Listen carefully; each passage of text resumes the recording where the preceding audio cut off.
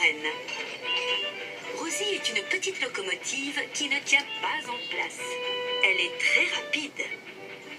Et elle adore être occupée. Voilà pourquoi elle ne refuse jamais qu'on lui confie un travail. Ce jour-là, Rosie et Émilie attendent à la gare des 4 vents. Le gros contrôleur leur annonce une grande nouvelle. Le train de la fête est arrivé à la gare. Rosie bouillonne de joie. Elle espère que le gros contrôleur va la choisir pour cette mission. Émilie, c'est toi qui vas t'occuper de ce train. Rosie est terriblement déçue. Rosie, toi, tu seras la locomotive de secours. Mais Rosie n'a pas du tout envie d'être la locomotive de secours. Elle veut tracter le train de la fête toute seule. J'ai beaucoup de travail aujourd'hui. Ce n'est pas le moment de jouer les escargots. Je dois aller chercher le lait à la ferme haute. Rosie s'éloigne tristement. Pour une fois, on pourrait lui confier un travail important. Une idée fuse alors dans sa chaudière. Si elle arrive au port avant Émilie, elle s'occupera du train toute seule. Comme ça, Émilie ira directement à la ferme. Ça va lui simplifier son travail. Rosie ne perd pas une seconde et file à fond les wagons. Quand elle arrive sur les quais, elle se gare près du train coloré.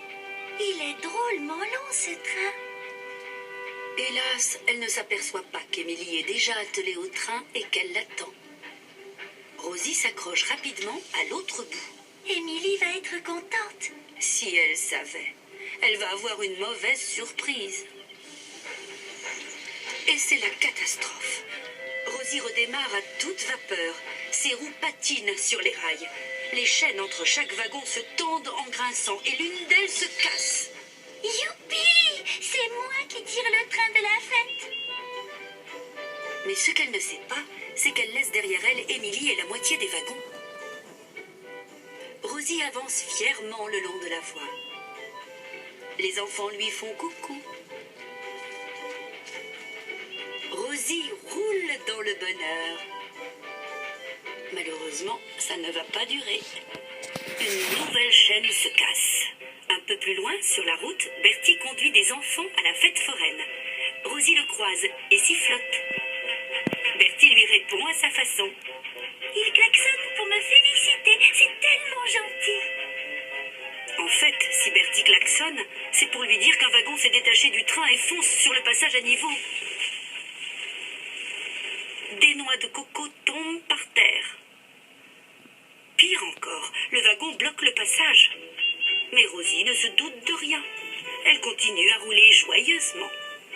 Tout à coup, une nouvelle chaîne se casse. Un peu plus loin, Rosie croise Stepney à un aiguillage. Stepney attend la permission de passer sur l'autre voie. Les rails mobiles bougent. Stepney siffle alors très fort. Il siffle pour me féliciter, comme c'est gentil. Rosie se sent très fière. En fait, Stepney siffle parce que le train qui transporte le sucre fonce droit sur lui. Il se retrouve tout recouvert de sucre rose, celui qui sert à faire la barbe à papa. La pauvre Rosie, elle, ne se doute de rien. Elle continue tranquillement son chemin.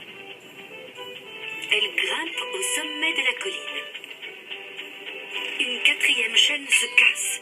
Elle entend alors une locomotive Tout siffler. le monde me félicite parce que je m'occupe de ce train.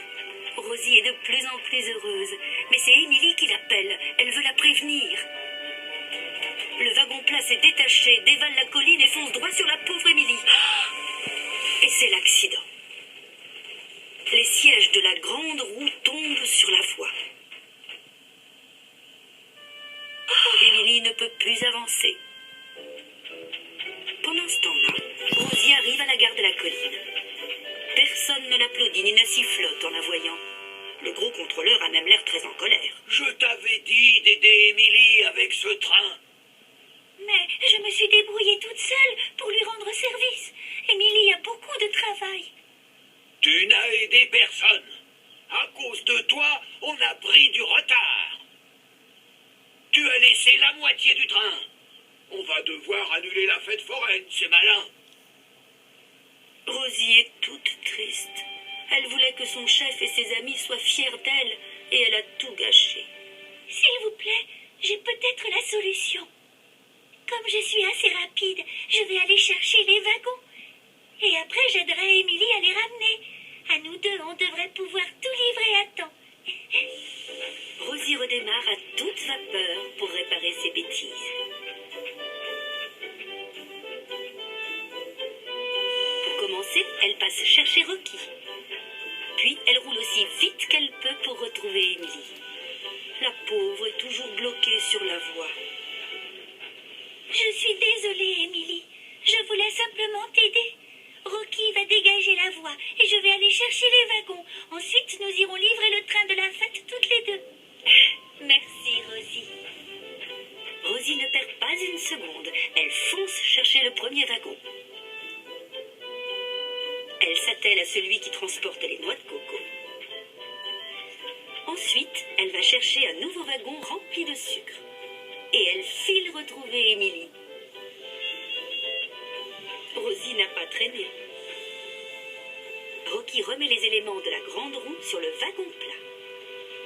Maintenant, je vais me mettre à l'arrière du train. Ensemble, elles repartent et grimpent vers le sommet de la colline.